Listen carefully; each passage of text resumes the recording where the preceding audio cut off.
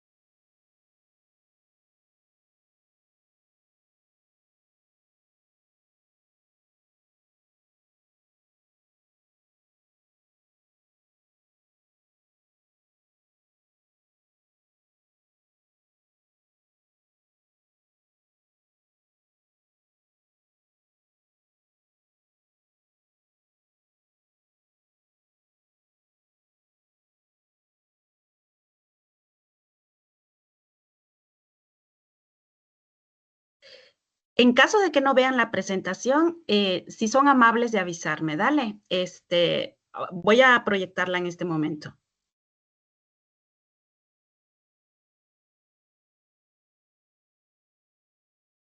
Sí se ve, María.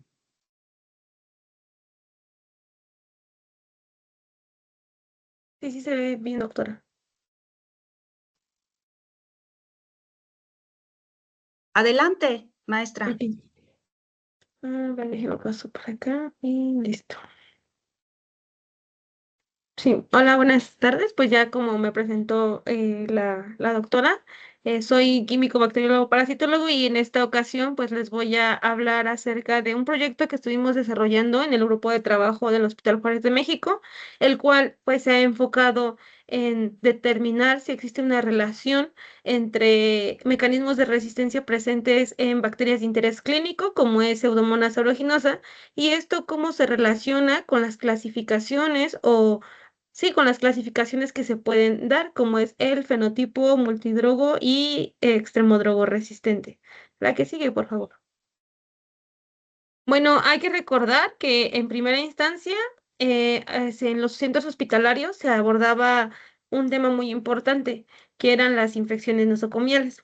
Sin embargo, este término ha cambiado por ahora las infecciones asociadas a la atención a la salud, las cuales, por definición, la Organización Mundial de la Salud nos dice que son aquellas infecciones por las que llega a cursar un paciente que se encuentra hospitalizado.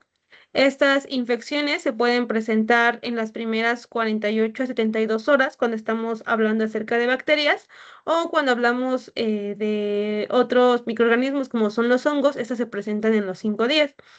Pero ¿por qué son importantes estas IAs? Bueno, porque estas se han determinado como un impacto en la salud pública, se asocian a altas tasas de mortalidad, lo cual causa un impacto tanto económico en los centros hospitalarios y aumenta las tasas de defunción. Además, se han asociado principalmente a microorganismos multidrogoresistentes. Siguiente, por favor.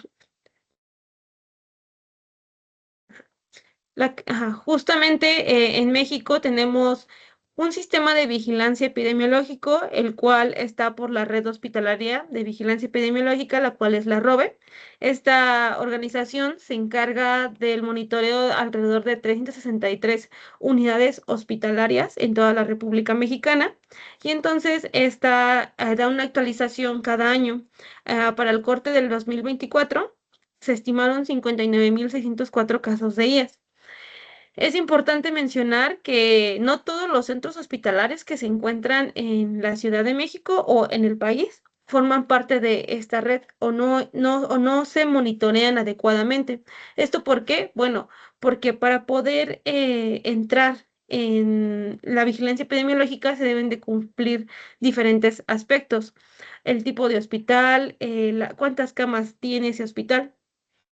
Entonces, esto podría generar un sesgo en las estadísticas, pues podría no contar pues a todos los centros hospitalarios. Sin embargo, pues la ROVE con las unidades que monitorea solamente monitorea 363 y en México se cuentan con alrededor de 2.855 hospitales tanto sector público y privado. De este monitoreo, pues se determinó que la neumonía asociada a ventilador, las infecciones de vías urinarias asociadas a catéter y las infecciones del torrente sanguíneo, que igual son relacionadas a catéter, pues se consideran las principales IAS. Esto es interesante porque algo en común que tienen dichas infecciones es que los pacientes han sido sometidos a procesos invasivos, por lo cual se podría decir que es un determinante para la adquisición de estas infecciones. Y bueno, como este boletín, pues no solamente informa las IAs más frecuentes, en qué servicio, también nos da un estimado o también nos da la distribución de los principales agentes etiológicos, como vamos a ver a continuación. Y bueno, aquí podemos ver la tabla que la ROVE emite, la cual está, bueno, el top 10, están algunos microorganismos que pertenecen al acrónimo ESCAPE. Ya nos han hablado un poco acerca de este acrónimo que agrupa a microorganismos que se asocian a infecciones graves en los hospitales y pues que tienen relación directa con el aumento en las tasas de mortalidad. Sin embargo, algo que también podemos notar en esta lista y que llama mucho la atención es la presencia de otros agentes etiológicos como son las levaduras. Podemos ver que también se encuentra o en esta se está notificando a Candida albicans. Recordemos que en los últimos años, pues solamente las infecciones estaban dadas o cobraban relevancia por las bacterias. Sin embargo, el que observemos este tipo de microorganismos en las infecciones hospitalarias nos demuestran que hay diversidad en los agentes etiológicos. ¿Puede dar la siguiente, por favor? Ajá, diversidad en los agentes, aún antes.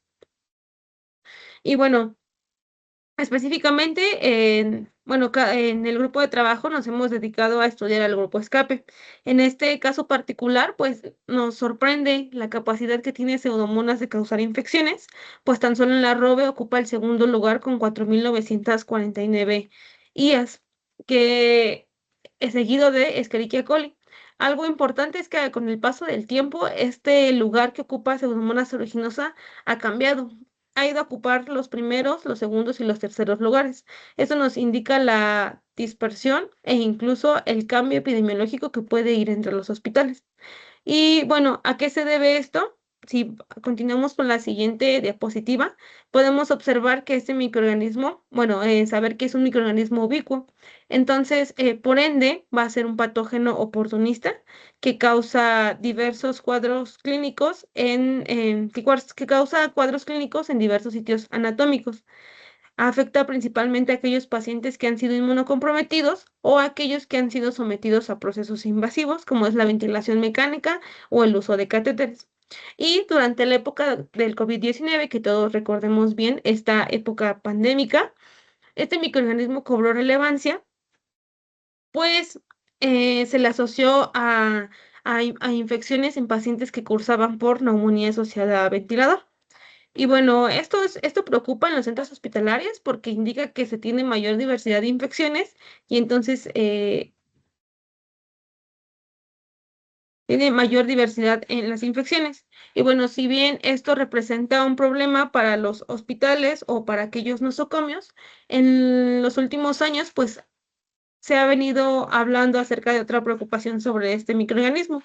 En la siguiente diapositiva podemos observar que si bien hace más de 30 años ya se tenía establecida una terapia en la cual se podía o sí se tenía establecida una terapia para tratar estas infecciones. La siguiente, por favor. Así, justo.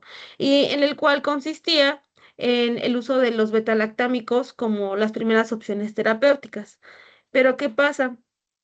Mm, que esas opciones terapéuticas con el paso de los años pues no son tan factibles.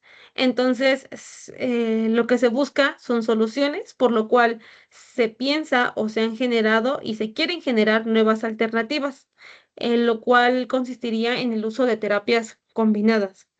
Pero ¿qué pasa con estas opciones terapéuticas nuevas? Bueno, lamentablemente el sistema de salud tiene algunas deficiencias y esto recae en la atención que se le puede dar a los pacientes, porque esas opciones terapéuticas que se están innovando o que podrían ser que podrían ayudar a contrarrestar o a combatir las infecciones a causa de este microorganismo, pues ni siquiera están disponibles en México. Hay algunos antibióticos que se trataron de buscar para fines de los proyectos y ni siquiera te los cotizaban. Es decir, la disponibilidad, pues si la disponibilidad para los proyectos no está, menos para los centros hospitalarios. Y específicamente cada centro hospitalario pues tiene una terapia empírica, la cual pues a veces tampoco no se cumple. Y entonces, ¿por qué será que estas opciones pues terapéuticas no son adecuadas? Justamente abordando el tema central de este curso, pues es la resistencia a los antimicrobianos. En la siguiente diapositiva, por favor, vamos a abordar un poco que Pseudomonas aeruginosa posee diversos mecanismos de resistencia. Algunos artículos mencionan que Pseudomonas aeruginosa tiene un gran arsenal de mecanismos que le confieren resistencia a la mayoría de las opciones terapéuticas.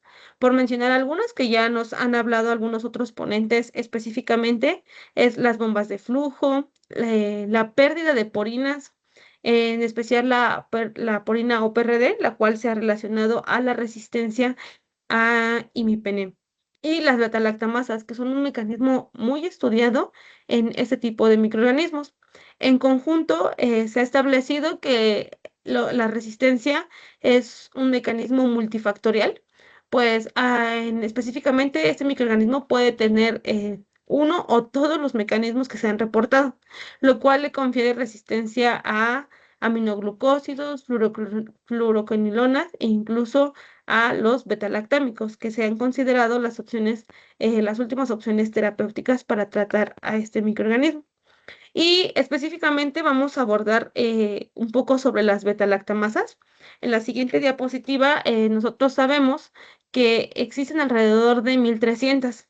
Sin embargo, en 1980, Ambler realizó una clasificación de acuerdo al sustrato que requerían para hidrolizarse.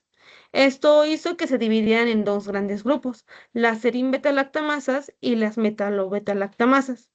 Estas enzimas de tipo betalactamasas pues se han dividido en la clase A, B, C y D, siendo en Pseudomonas aeruginosa las se han detectado desde la clase A hasta la clase B, siendo las de clase B las de mayor importancia en los centros hospitalarios. Es importante también mencionar que el conjunto o la detección de alguna de estas carbapenemasas en las cepas clínicas le pueden conferir resistencia tanto a penicililasas, oxacilinasas, cefalosporinas y sobre todo a los carbapenémicos. En la siguiente diapositiva les muestro un mapa en el cual nosotros podemos observar cómo se distribuyen estos genes de las carbapenemasas alrededor del mundo. Esta figura fue tomada de un artículo científico en el cual nos indica que eh, identificaron casi 400 carbapenemasas diferentes.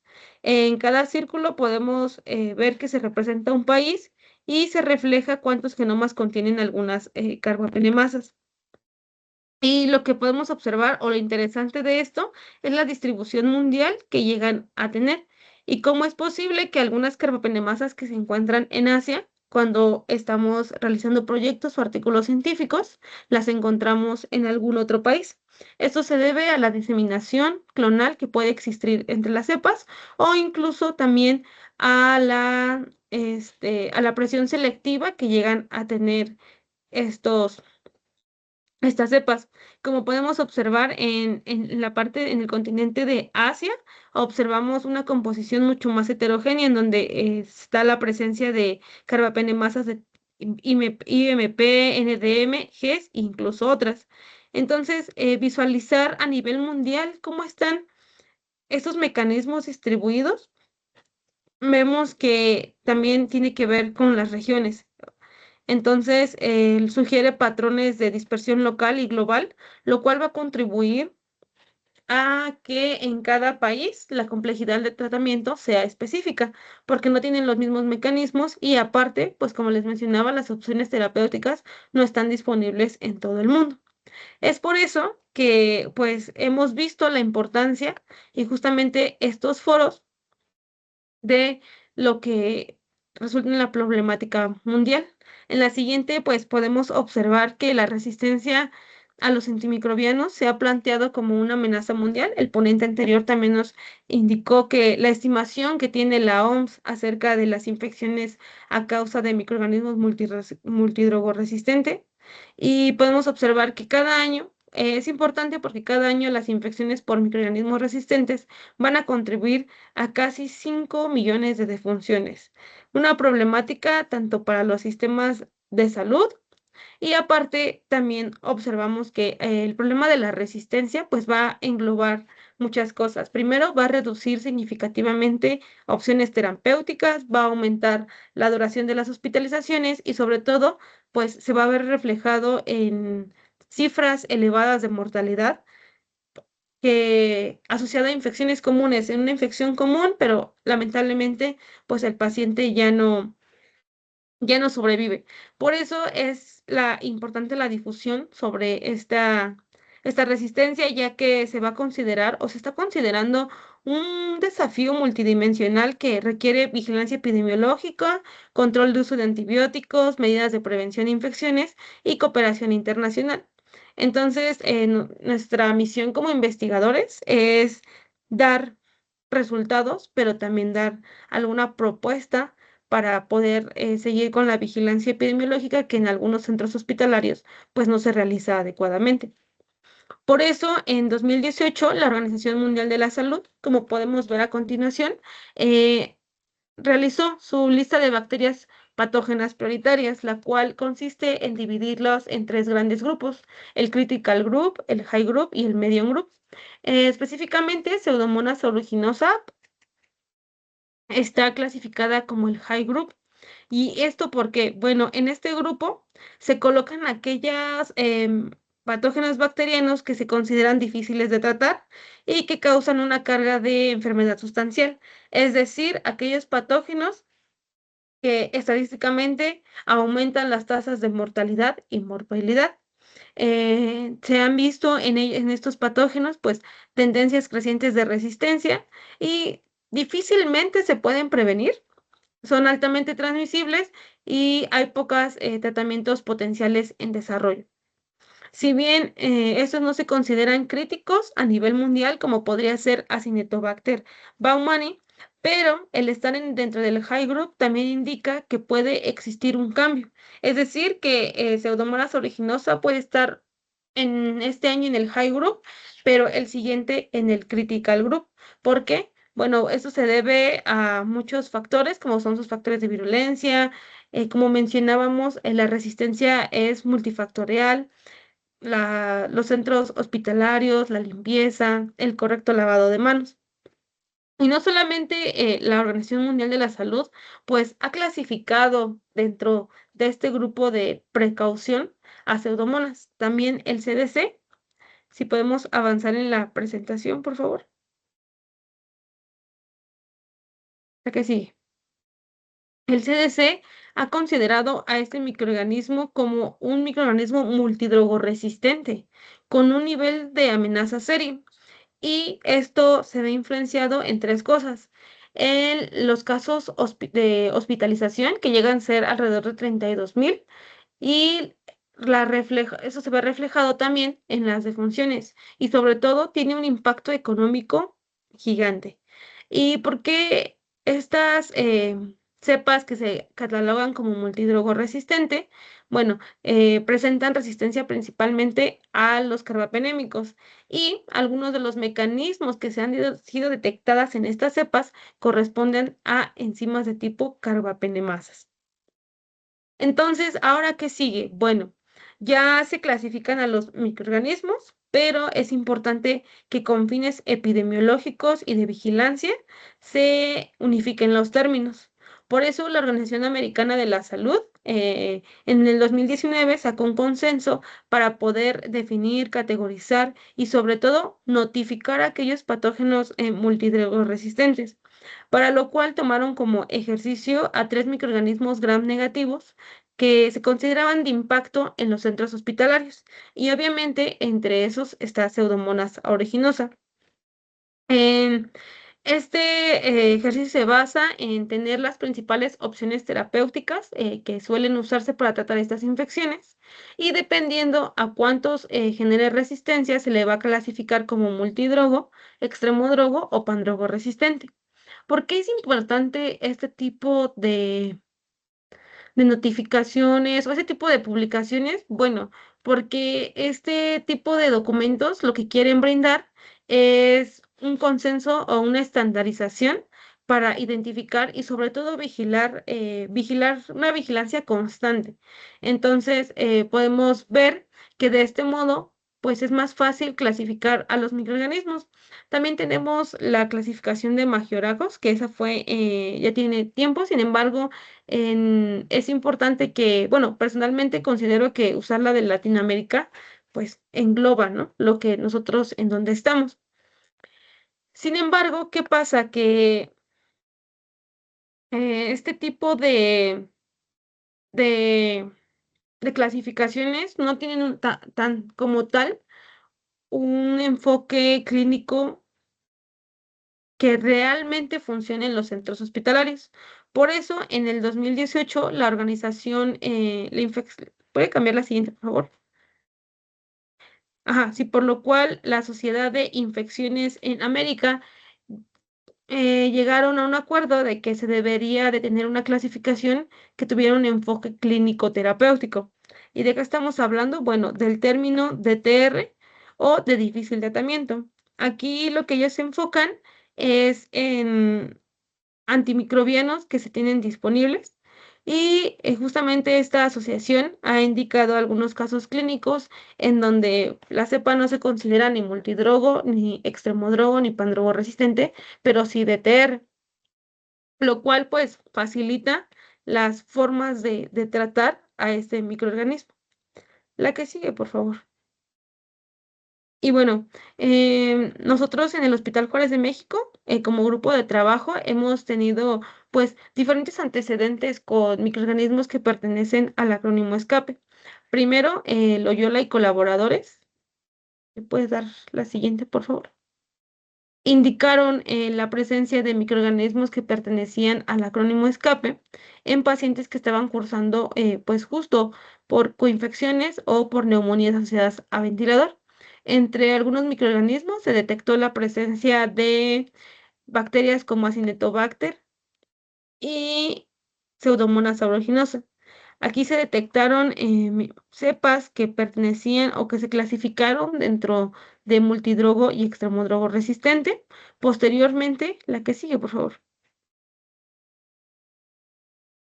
Loyola y colaboradores determinaron que Pseudomonas aeruginosa era el segundo microorganismo más frecuente que se encontraba en aquellos pacientes que cursaban por COVID-19. Aparte, se enfocaron en la detección de mecanismos de resistencia específicos, aquellos mecanismos de resistencia previamente reportados y aparte que se consideraban de importancia en el Hospital Juárez de México. ¿Por qué es importante enfatizar esto? Bueno, porque cada centro hospitalario, cada nosocomio, tiene sus mecanismos de resistencia específicos. Si bien sabemos que la bacteria posee muchos, hay algunos centros hospitalarios que se caracterizan por algunos mecanismos circulantes. Y posteriormente, la que sigue, por favor. Igual, Loyola y colaboradores indicó que a Pseudomonas aeruginosa se le asociaba a brotes hospitalarios, causó brotes hospitalarios. Esto también representó o determinó que había bacterias multidrogo y extremodrogo resistente, por lo cual ellos indicaron que es importante la vigilancia epidemiológica de este microorganismo específicamente en unidades de cuidados intensivos. Bueno, a través del grupo de trabajo hemos podido caracterizar a este microorganismo y es por eso que en la siguiente diapositiva les muestro los gráficos. Les muestro primero cómo se trabaja. Hacemos desde técnicas básicas de microbiología, pruebas fenotípicas y genotípicas para así tener resultados que se complementen entre sí. Y justamente este proyecto, en la que sigue, por favor, identificamos, pues clasificamos a las cepas de acuerdo a la infección que estaban causando y determinamos que la neumonía asociada a ventilador, las infecciones del torrente sanguíneo, las infecciones de vías urinarias y las infecciones de piel y tejido eran las más comunes en nuestro centro hospitalario. Y esto es importante porque algunos otros autores han indicado que Pseudomonas aeruginosa es agente causal de bacteremias, neumonías e infecciones del tracto urinario. Y aparte también aquellas infecciones de piel y tejido, si bien son las que tienen menor porcentaje, estas se han indicado en pacientes inmunocomprometidos. Entonces vemos la versatilidad y la importancia de la vigilancia de este microorganismo en todos los centros hospitalarios. Pero bueno, nosotros, ¿qué proponemos o qué es importante que hagamos? Bueno, necesitamos caracterizar a estas bacterias, para lo cual nuestra metodología planteada, la que sigue, por favor. Sí, es identificar los aislamientos. ¿Cómo se realiza? Bueno, ya han estado hablando acerca de técnicas de biología molecular. Lo que nosotros hacemos es extracción de DNA mediante el uso de kits comerciales. Una vez obtenidos nuestros DNAs, podemos determinar o realizamos geles de agarose, esto para comprobar la identidad. La que sí. Y bueno, ¿qué esperamos nosotros ver cuando realizamos este tipo de metodologías? En los electroferogramas observamos o esperamos ver un amplicón de 23 kb, lo cual nos va a decir que nuestro DNA tiene integridad y calidad. Entonces, procedemos con la segunda parte de la identificación, la cual consiste en la amplificación de genes que se han utilizado para la identificación, como es el gen ribosomal 16S. La que sigue, doctora, por favor. Siguiente. Exacto. El gen ribosomal 16S, pues técnicas básicas de biología molecular como son las PCRs de punto final y posteriormente pues una electroforesis para corroborar que se encuentra el producto que nosotros requerimos. En la siguiente imagen en la siguiente diapositiva les muestro un electroferograma de justamente la detección de este gen. La siguiente, por favor. Ajá. Justamente es pues la detección de este gen de 1492 pares de bases. Ahí hemos tenido algunos comentarios con otros colaboradores, los cuales dicen que el gen 16S tiene un tamaño de 1508 pares de bases. Sin embargo, trabajar con estos primers, pues nos han dado buenos resultados con este tamaño. Y justamente después de que realizamos esta PCR, La secuenciación ha sido una herramienta útil para la identificación de los microorganismos. Y en la siguiente figura, por favor, podemos hacemos una secuenciación mediante Illumina en una colaboración con un laboratorio de la UNAM y posteriormente un análisis bioinformático en la plataforma de BLAST, lo cual nos va a permitir comparar las secuencias que nosotros obtenemos con lo que se tiene en las bases de datos. Esto pues para determinar si sí estamos trabajando con el microorganismo de interés. La que sigue, doctora, por favor. Y bueno, justamente cuando nosotros realizamos un análisis bioinformático, debemos tener en cuenta algunos factores o algunos parámetros más bien, que, bueno, observamos primero el parámetro de evalúe del 0%, lo cual nos está indicando que nuestro alineamiento pues no es producto del azar, así como porcentajes de identidad del 98 al 99%, lo cual nos está sugiriendo similitud, una alta similitud entre aquellas secuencias que nosotros ingresamos con los que se tienen en la base de datos. Además, también el ver los puntajes máximos y totales van a confirmar nuestra calidad en el alineamiento. Todos estos resultados en conjunto nos van a indicar que estamos trabajando o respaldan la identificación microbiológica que teníamos previamente en medios de cultivo selectivos. Y entonces, al apoyarnos de herramientas bioinformáticas, nos están diciendo que sí estamos trabajando con el microorganismo de interés y facilita la marcha de trabajo y en la práctica clínica pues facilita la identificación del microorganismo y con esto que se le dé un mejor tratamiento al paciente. Pero ¿cómo vamos a dar un tratamiento si no sabemos o no conocemos el perfil de resistencia? Que es lo que yo he notado en algunos centros hospitalarios, que solamente detectan al microorganismo y empiezan a llenar de antibióticos al paciente. Esto pues también contribuye a la resistencia porque estamos dando tratamientos inadecuados y sobre todo pues no nos guiamos por las guías que ya se han establecido para determinar resistencia. Es por eso que se establece, bueno, el CLSI del cada año pues saca su metodología, sus parámetros y como conocemos muy bien algunos métodos que ya se nos explicaron previamente, como es el método de difusión en disco. Siguiente, por favor. Como les mencionaba, bueno, pues en el CLSI nosotros encontramos todos los antibióticos, los criterios de interpretación e incluso cómo se tiene que llevar a cabo la técnica que estamos realizando. Y justamente, pues es importante mencionar que cada año el CLSI actualiza pues esta lista. ¿Por qué? Porque las bacterias pues han generado resistencia a antibióticos que antes se habían probado y ahorita ya no son funcionales para tratar dichas infecciones. Y bueno, nosotros, como ya nos habían hablado previamente, pues obtenemos los criterios de interpretación y entonces podemos dar o arrojar una serie de resultados como los que presento a continuación. Sí, aquí de manera general podemos observar que estas cepas presentan resistencia a los antibióticos que comúnmente se utilizan para tratar infecciones, como son la ceftazidima, el cefepime, el tazobactam, el imipenem. Entonces, de manera general, la resistencia a estos antibióticos pues nos pueden indicar la presencia de algunos mecanismos de resistencia, como podrían ser, podríamos especular que son las carbapenemasas, disminución de expresión de las porinas o expresión de bombas de flujo.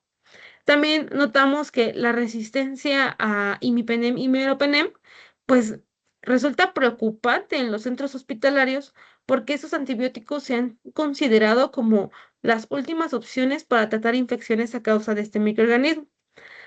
Y bueno, podemos observar que las tasas de resistencia a ceftazidima avibactam, que es un antibiótico combinado, pues son bajas.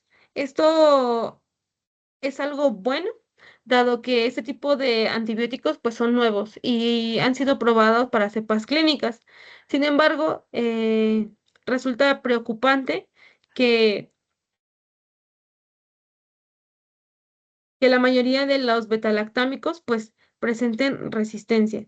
Sin embargo, también recordar que en los centros hospitalarios se tienen como última opción terapéutica, las polimixinas, en este caso que es como la colistina, pero este tipo de antibióticos debe tener mucho cuidado en cómo se recetan y en el impacto que van a tener en el paciente, porque se han asociado a efectos hepato y nefrotóxicos.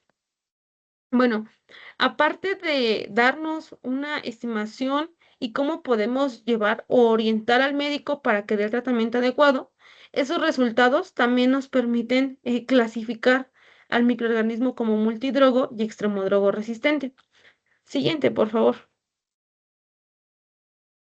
Mediante análisis, mediante gráficos de tipo aluvial, podemos observar la distribución de estas cepas.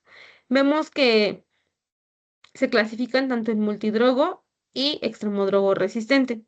En el año 2021, que fue como empezó toda la dinámica de trabajo, la mayoría de las cepas pues están correspondiendo al fenotipo de multidrogo resistencia, mientras que en menor proporción se clasifican como extremodrogo resistentes. Sin embargo, también podemos notar la distribución a través del tiempo, como en el 2022 se aprecia un incremento de una cepa a extremodrogo resistente.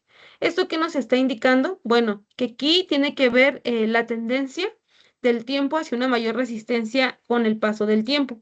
Este tipo de cambios resulta relevante o que se tienen que estudiar porque reflejan una posible presión selectiva que se asocia al uso de antibióticos en el entorno hospitalario. Entonces, esto va a contribuir a que aquellas cepas que en un principio eran multidrogo, con el paso del tiempo se vuelvan extremodrogo resistente.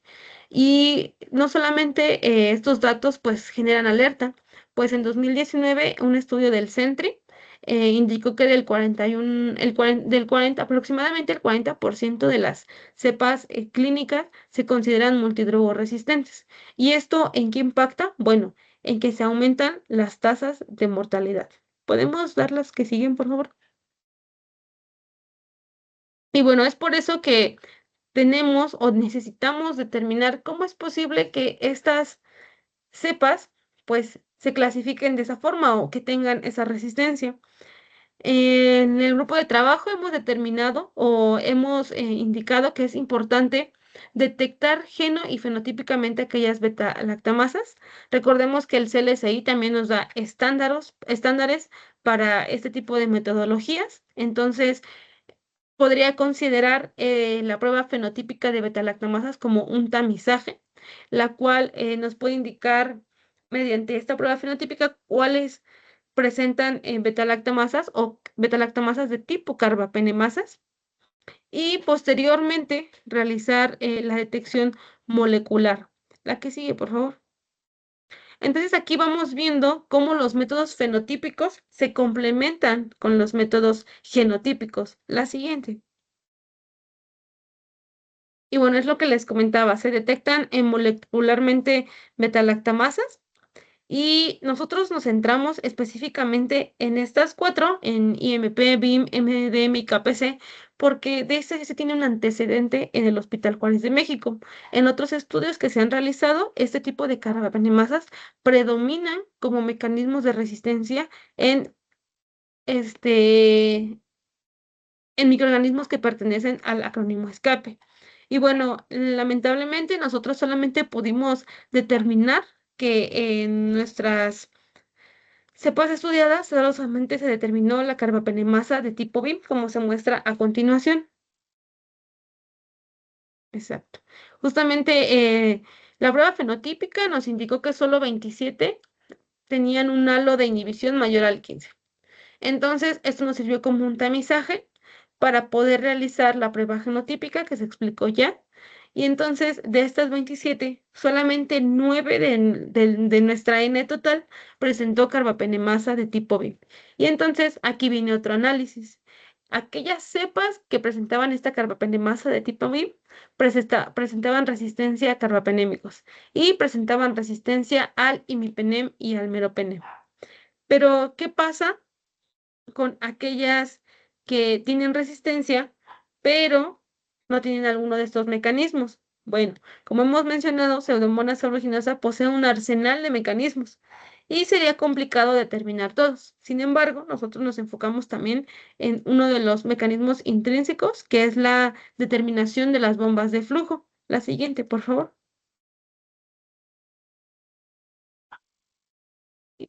Bueno, esta metodología se realizó mediante una PCR multiplex, la cual fue estandarizada por un compañero del grupo de trabajo, lo cual nos permitió detectar 4 genes de los sistemas MEX. Y entonces podemos notar en la siguiente diapositiva que en la mayoría de las cepas, pues sí se observan la presencia de los genes MEX G, E, C y A. Pero, ¿le puede dar otro, por favor, doctora? Sí, muchas gracias.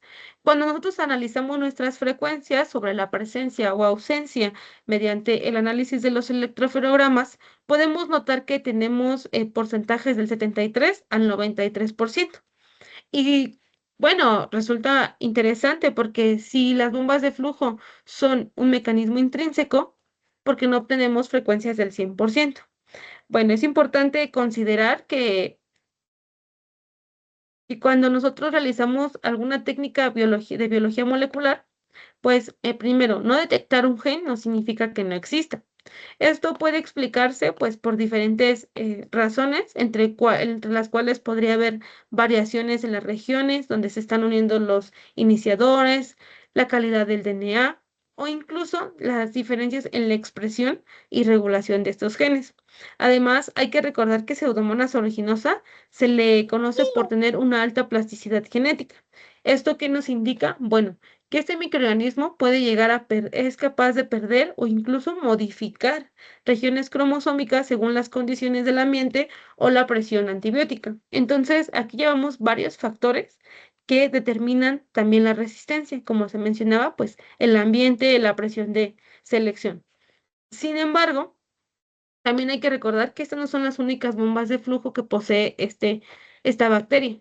Se han reportado más de una docena de sistemas MEX, entonces podríamos mencionar o decir que si en estos resultados que nosotros obtuvimos, pues no se tiene algún sistema MEX-E, la bacteria es tan hábil que puede compensar esa, esa deficiencia con una sobreexpresión de las bombas de flujo. Es por eso que las bombas de flujo se consideran justamente un mecanismo importante y determinante en la resistencia, lo cual pues vemos que todos los factores se unen. Y incluso podemos observar que en la ausencia de carbapenemasas, muchas cepas mantienen pues esos fenotipos de resistencia debido a la acción de las bombas. Pero en los últimos años se han incursionado pues otro tipo o se han dilucidado otro tipo de mecanismos, como es pues las porinas que ya se habían mencionado. La siguiente, por favor. Entonces, nosotros sabemos que se pueden detectar y amplificar pues genes que codifican para dichos mecanismos. Pero, ¿cómo podemos relacionar la resistencia específicamente a los betalactámicos con las modificaciones o alguna alteración? Bueno, en el grupo de trabajo lo hicimos mediante tres pasos, lo cual consistió en una amplificación por PCR de punto final, básico en la biología molecular y secuenciación. La secuenciación en los últimos años ha incursionado en la forma de trabajar y en la epidemiología de los centros hospitalarios. Apenas escuchaba un comentario que decía otro colaborador en el que decía que todo hospital debería tener un secuenciador, justamente por la necesidad de identificar e incluso pues analizar este tipo de cosas. Mediante el uso de las herramientas bioinformáticas que también en los últimos años pues han incursionado y se han tomado relevancia, pues se realizaron alineamientos múltiples para determinar pues si exigen mutaciones establecidas, como podemos observar en la siguiente imagen. Sí, pues como vemos, todo producto de PCR que tengamos, una antes, por favor. Bueno, sí, como les mencionaba, todo producto de PCR que nosotros pues obtenemos, pues es importante corroborar su evidencia y que se realizó adecuadamente. A veces es más con fines de calidad y pues uno como científico quiere tener la certeza de que están ahí las cosas, pues obtenemos nuestro amplicón, se manda a secuenciar y posteriormente esas secuencias obtenidas, pues se tienen que trabajar, cambiar algún formato y posteriormente obtenemos lo siguiente. Obtenidas las secuencias, se están comparando contra un genoma de referencia, que en este caso sería Pseudomonas aeruginosa PAO1, y nosotros observamos a simple vista los cambios que se observan en los nucleótidos, como puede ser en las posiciones 43, en las 57, por mencionar algunas. O lo podemos ver en la siguiente diapositiva. Justamente. Las mutaciones en OPRD pues son diversas, ¿no? Sabemos que pueden haber mutaciones como de lesiones, inserciones o algunas mutaciones puntuales en los nucleótidos.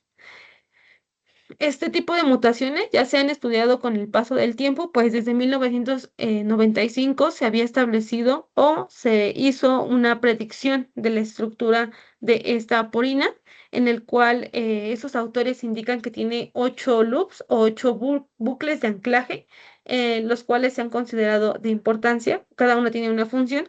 Sin embargo, para fines de esta investigación, nos centramos en los loop 2 y en los loop 3, los cuales se consideran regiones en las cuales mm, contribuye a la resistencia al imipenem. Estas mutaciones ya han sido reportadas previamente en aislamientos clínicos que presentan resistencia a imipenem. Y bueno, ¿por qué son importantes? En el loop 2 podemos observar cambios específicos que van a afectar la capacidad de la porina para unirse al imipenem, mientras que en el loop 3, pues este tipo de mutaciones van a alterar la selectividad del canal. ¿Esto cómo afecta? Bueno, pueden modificar tanto el tamaño o la carga. Entonces, esto impide la entrada al antibiótico, que específicamente es el imipenem. El conjunto de estas mutaciones, pues indican o resaltan la importancia de cómo puede alterar una variante estructural, reduciendo pues la entrada de los antibióticos y contribuyen principalmente a la resistencia a los carbapenémicos. Entonces, anteriormente, este tipo de alteraciones no se consideraban un mecanismo, pero con la evidencia científica que ha ido en el paso del tiempo, pues ya se ha establecido que debe considerarse un mecanismo de resistencia. Si bien ahorita estamos dilucidando si se realizan otros estudios, como podría ser un modelado en sílico, como el que aparece a continuación, en el que nosotros queremos ver si este tipo de mutaciones, al compararla con la original, que es la PAO01, que tiene pues, su secuencia completa, ¿tiene alguna alteración estructural? La lógica me indicaría que sí. Sin embargo, queremos ver si esto se va a ver reflejado y es importante pues retomar herramientas bioinformáticas que nos podrían dar resultados pues más facientes y sobre todo pues relacionarlo, ¿no? Seguir relacionando con la resistencia y si es el único antibiótico que esta mutación pues impide el paso o existen otros. Y justamente, pues en los centros hospitalarios, lo que ha tenido problema, pues son los brotes hospitalarios. Entonces, lo que nosotros implementamos son otros tipos de técnicas de biología molecular, como es la ERIC-PCR, la que sigue, por favor, la cual nos permite, pues, ver si nuestros aislamientos o las cepas analizadas son casos aislados o casos clonales. Se realizan una ERIC-PCR, geles de poliacridamida, un análisis en un software que se llama Gel Analyzer, el cual pues nos da el tamaño estimado de las bandas para posteriormente hacer una matriz de presencia y ausencia, la cual nosotros podemos depositar en programas bioinformáticos como puede ser PassView y se utiliza el método UEPGMA con 1000 réplicas de Bootstrap para estimar el soporte estadístico de nuestros agrupamientos. Y entonces nosotros obtenemos lo siguiente. Con base en los electroferogramas y el dendrograma obtenido, pues podemos determinar si existe relación clonal en estos aislamientos. Este dendrograma nos va a permitir identificar la similitud entre los patrones de bandas observadas y ver si existe clonalidad. Pero podemos observar que la mayoría de los aislamientos presentan niveles bajos de similitud, menor del 80%. En general, pues nos indica alta diversidad genética y no se identifican pues como tal grupos clonales ni agrupamientos con alto nivel de similitud. Entonces, esto nos indica que no hubo diseminación clonal entre los aislamientos analizados. Sin embargo, aquí también surgía otra duda con todo el grupo de trabajo. ¿Qué es mejor? ¿Tener aislamientos clonales y saber que todo proviene de una misma cepa ya identificada o casos aislados? Porque un caso antes se pensaba que no tener brotes hospitalarios por clonas era mejor. Pero si lo vemos desde otra perspectiva, estamos tratando con diferentes cepas, lo que representa diferentes casos o diferentes casos y diferentes formas de tratar a estas infecciones. Sin embargo, pues todo esto que nosotros como investigadores realizamos es la caracterización molecular de estos microorganismos, lo cual impacta epidemiológicamente. Sin embargo, hay una frase que me gustó del ponente anterior, es que dijo que algunas veces, o bueno, algunas veces esos resultados solamente los usamos para los papers porque pues nos ayuda a nuestra productividad. Sin embargo, este tipo de resultados no impactan como tal en los comités de infecciones o en los sistemas de vigilancia epidemiológica, pues solamente terminan, pues lamentablemente publicados en un artículo, pero no se traducen en acciones concretas en nuestros centros hospitalarios. Por eso lo que se ha implementado y lo que se busca también en diferentes estudios de epidemiología es tratar con herramientas que permitan, herramientas de gestión de riesgo que permitan evaluar o vincular estos hallazgos microbiológicos, fenotípicos y genotípicos con una gestión de riesgo real en el riesgo microbiológico que identifique los puntos críticos que pueden favorecer la diseminación o incluso la incidencia de las IAS. Por eso, gracias al apoyo de algunos ingenieros en nuestro grupo de trabajo, si podemos ver en la siguiente, pues hemos utilizado una herramienta de riesgo que es la matriz de Bester, la cual pues nos permite identificar, en este caso, identificamos 18 problemas que se consideran pues críticos. Es decir, usamos hallazgos tanto microbiológicos, genéticos e incluso algunos problemas institucionales, como podría ser el uso indiscriminado de carbapenémicos, la presencia de carbapenemasas y sobre todo también institucionales. Algo que se tiene que generar mucho impacto y seguir tras eso es un uso adecuado y sobre todo el lavado de manos, un correcto lavado de manos, que en muchas ocasiones pues no se realiza como debería o como se han establecido en algunas normas. Entonces vemos que esta matriz pues engloba muchas cosas, tanto de la gestión hospitalaria como la dimensidad o la vigilancia epidemiológica deficiente que puede llegar a haber. Entonces, si nosotros aplicamos esta matriz de riesgo, vamos a ver qué factores pueden llegar a ser como detonadores o aquellos que van a desencadenar más problemas y cuáles serían como las principales consecuencias si nosotros tuviéramos, por decirlo así, una estancia hospitalaria prolongada larga. En la siguiente figura vemos cómo esta matriz nos divide estos problemas en pasivos, críticos, activos y indiferentes.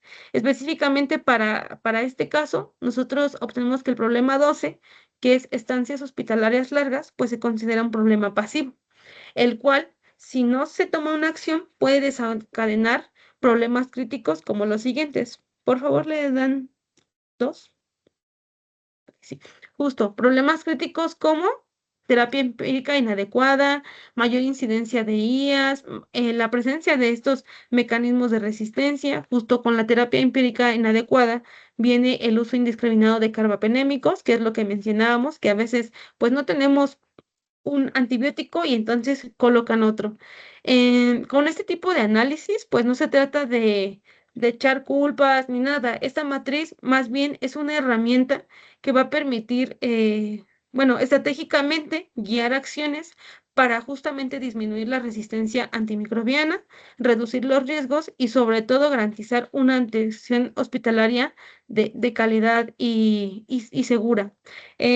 Afortunadamente en el grupo de trabajo y en el Hospital Juárez de México ya contamos con antecedentes sobre el uso de esta matriz, pero a nivel mundial pues no hay otros artículos que la utilicen para trabajos epidemiológicos. Nolasco y colaboradores utilizó esta matriz para relacionar los riesgos que se tenían con las aguas o el desecho de las aguas hospitalarias, porque pues a veces también son cosas por las que no nos llegamos a preocupar. Y Moreno Torres y colaboradores, igual del grupo de trabajo, utilizó esta matriz para identificar los riesgos que se tenía con la ropa del personal hospitalario. Algunas veces pensamos que las batas protegen a bueno, sí, el uso que se tienen pues son para proteger. Sin embargo, en este artículo de esta colaboradora indicó que en lugar de ser una protección, sirven como un fomite para estas infecciones. Entonces, sería importante que todos aquellos trabajos que se dediquen a la caracterización fenotípica, genotípica y microbiológica, pues también implementaran este tipo de herramientas, porque así gestionamos riesgos que en realidad pues podrían llevar a soluciones concretas en nuestros centros hospitalarios. Sería una forma de contribuir, tal vez no acabemos con todos los problemas, pero sí podemos contribuir a que la resistencia a los antimicrobianos pues no llegue al problema que dice la OMS, ¿no? Que en unos 20 años pues ya todos los microorganismos van a ser multidrogoresistentes. Y bueno, respecto a esto, algunas conclusiones que tengo pues son las siguientes. Aquí Pseudomonas aeruginosa, pues es un agente etiológico relevante que se asocia principalmente a neumonía en pacientes que han sido sometidos a ventilación mecánica. Estas cepas muestran resistencia a carbapenémicos y lo que nos recalca la necesidad de reforzar las políticas sobre el uso racional de antibióticos y sobre todo, bueno, la presencia de fenotipos multidrogo y extremodrogo resistente nos están destacando la complejidad terapéutica que representa este patógeno y la urgencia de la vigilancia microbiológica. Posteriormente, las siguientes. Bueno, la detección de las carbapenemasas de tipo BIM, así como las mutaciones en los loops de la porina, pues nos confirman que son mecanismos específicos que se asocian con la pérdida de la susceptibilidad al imipenem. Y determinamos que la resistencia, pues sí, es multifactorial porque se combinan mecanismos de beta-lactamasas, mutaciones, incluso la expresión de bombas de flujo, lo cual se ven en las cepas que presentan resistencia a las principales opciones terapéuticas. Y bueno, esos resultados deben siempre pues contribuir a comprender determinantes tanto genéticos y fenotípicos de resistencia en las cepas clínicos. Y algo que me gustaría pues dejar de esto es el siguiente impacto que nosotros queremos lograr en cada proyecto. Por favor, doctor. Y es que si nosotros estudiamos estos mecanismos que están circulando específicamente en nuestros centros hospitalarios, esto nos va a permitir comprender mejor qué factores van a facilitar las infecciones dentro de los hospitales. Entonces, como mencioné, este tipo de información debe servir para los comités de control de infecciones asociadas a la atención a la salud. Antes el CODECIN, ahora es el CODECIA. Pues ellos, esto va a permitir dar estrategias, herramientas para fortalecer las estrategias de prevención y control de las IAS y no solamente beneficiar al hospital, sino también a los pacientes y sobre todo a nosotros como personal hospitalario. Y bueno, por mi parte es todo. No sé si tienen alguna pregunta o alguna duda. Estoy aquí para responderle. Muchas gracias, maestra. Entonces entramos al panel de preguntas Para poder participar, levanten su manita y pues bueno, ya les contestará la maestra. En lo que se van animando, bueno, yo tengo una pregunta, maestra. Tiene que ver mucho con estas mutaciones que encontraron en los loops, ¿no? Cuando analizaron las bombas, bueno, los genes relacionados a codificación de bombas de flujo. Estas mutaciones fueron no sinónimas, me imagino, porque sí vi que implicaron un cambio a nivel aminoácidico.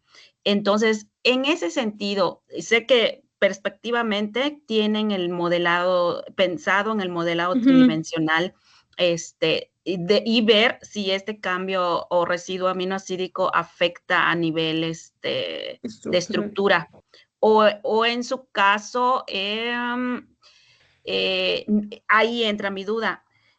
Usted sabrá, es que a veces cuando hay mutaciones no sinónimas que implican cambios de residuos de aminoácidos, a veces tienden a no afectar, aunque existe el cambio aminoácidico, tienden a no afectar la estructura porque pues a veces son aminoácidos que tienen características químicas muy similares, etcétera, etcétera, ¿no? Entonces, en ese sentido, ¿sabes si para el caso de estas proteínas, estas bombas de flujo, tiene que cambiar, o sea, vaya, cuántos residuos aminoácidos tienen que cambiar para que implique un cambio estructural? No sé si ya hay estudios que hayan reportado este tipo de estudios, o sea, nada más para tener una idea.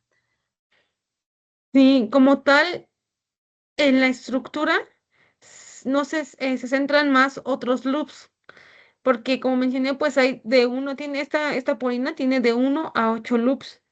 Específicamente, hay loops en los que hay mutaciones, pero no cambia nada. O sea, puede que, como usted mencionó, solo se cambia y no hay problema. Pero en los loop 2 y en los loop 3, como sí cambia su conformación e incluso pues altera la carga, pues sí afecta principalmente. Ok, ok. Esa sería una de las preguntas. Y pues nada, igual felicitarla, muy interesante su investigación.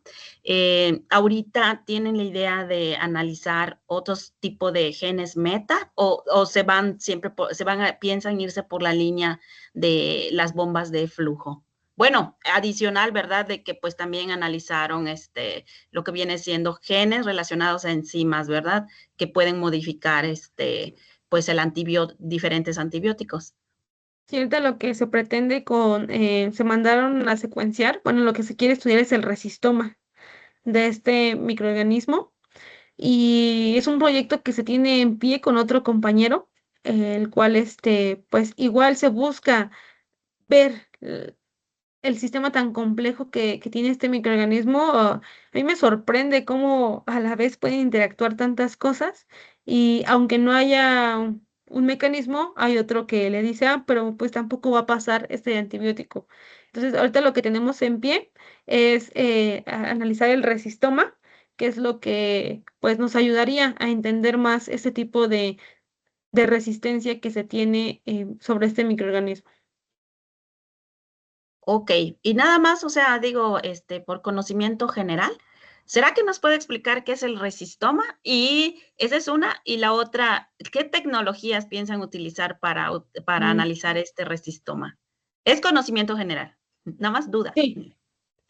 Sí, hay una colaboración con un hospital que es el siglo XXI, entonces, pues ellos nos van a secuenciar todo el genoma. La verdad, sobre eso sí desconozco un poco, pero bueno, en cuanto al resistoma, pues lo que nosotros queremos determinar o averiguar es el conjunto total de genes de resistencia que va a tener este microorganismo. Y pues no solamente es como lo vemos en los antibiogramas, ¿no? Sino también qué genes están expresados o qué genes pues no están. Nos estamos refiriendo pues al conjunto, sí, a todos los genes que se asocian a la resistencia.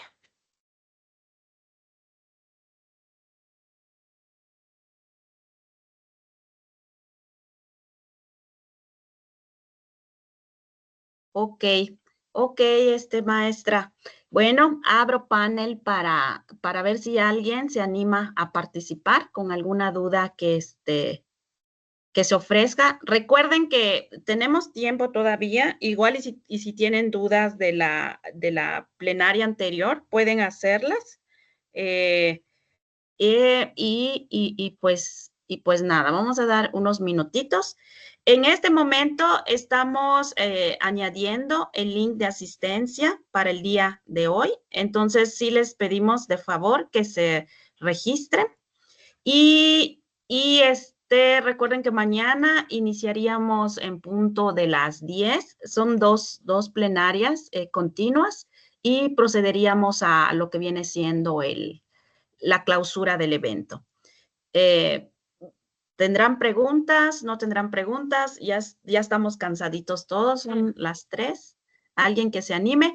O usted, maestra, algo que nos quiera comentar, adicional, no lo sé, algo, usted enfatizó mucho, ¿verdad? Todo lo que podríamos hacer para minimizar los riesgos de la contaminación cruzada por antibióticos, pero no sé, algo que quiera enfatizar antes de proceder a entregarle su reconocimiento. Sí, justo creo que, pues como comentaba, algunas veces nos preocupamos pues más por la productividad y los datos que obtenemos en el laboratorio, pues solamente los queremos para los papers. Y sí, en parte es bueno porque así ayudamos a la difusión del conocimiento, pero creo que también deberíamos colaborar en acciones como más concretas y justo tener un trabajo a la par con aquellos epidemiólogos, porque luego ellos ven un panorama diferente al que nosotros obtenemos y solamente nos mandan como las muestras y ese tipo de cosas. El alcance que hemos tenido, pues nos ha permitido ver cómo está el CODECIAS, cómo están realmente en nuestro hospital y qué podemos hacer en nosotros. La incorporación, pues, de algunos ingenieros ambientales, pues nos ha ayudado justamente a eso, a ver qué riesgos se pueden llevar y cómo es posible o cómo se pueden erradicar. No sé, hay mucho que platicar de nuestro grupo de trabajo que espero que después otros compañeros pues puedan compartir su conocimiento porque tiene diferentes aplicaciones, tanto en el ámbito ambiente, que creo que es algo que descuidamos mucho y solo nos enfocamos a los microorganismos.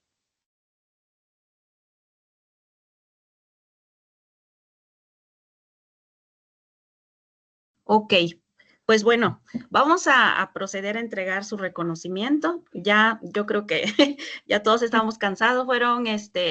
Permítame antes de felicitar a todos en general.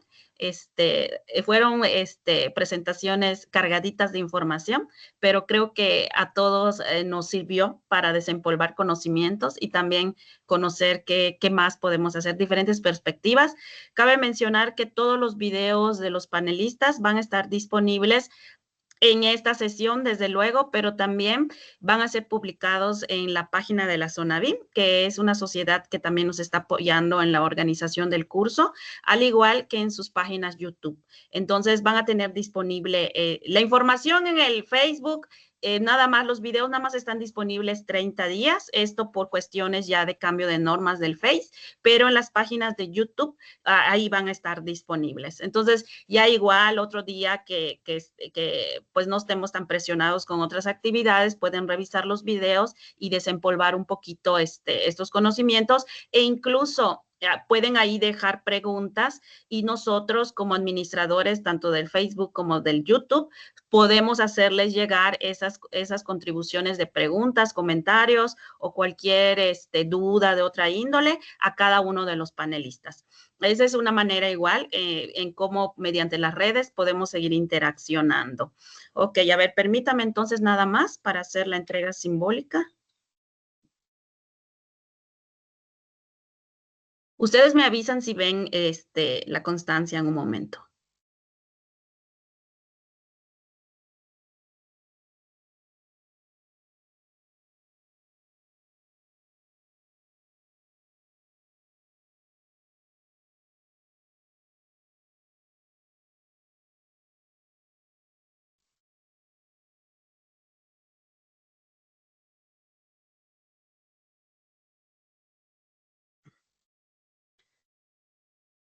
Ok, muy bien. Espero que sí, ¿sí ven la constancia?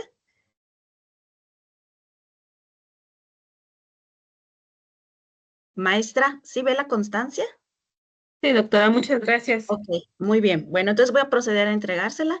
Dice, la Universidad Autónoma de Coahuila, Facultad de Enfermería y el Departamento de Educación Continua le entrega el siguiente reconocimiento a la maestra Liliana Nicolás Sayago por su participación como panelista e instructor del tema Mecanismos de resistencia en pseudomonas aeruginosa de origen clínico y su relación con el fenotipo MDR y XDR dentro del curso Aplicación de la biotecnología en la resistencia antimicrobiana y su impacto en el diagnóstico efectuado del 26 al 28 de noviembre del año en curso. Entonces, de esta manera, le agradecemos. Qué bueno que finalmente sí pudo, la podemos conocer, ¿verdad? Porque estaba bloqueada su cámara, pero me da Sí. mucho gusto ya que la conozcan. Les presentamos a la maestra Liliana, y pues gracias a todos los asistentes. Vamos a seguir interaccionando desde luego. Mañana recuerden que empezamos en punto de las 10 y recuerden registrarse en el foro que se encuentra en el chat grupal y pues nos vemos hasta mañana. Buen provechito a todos y gracias por su asistencia. Bye.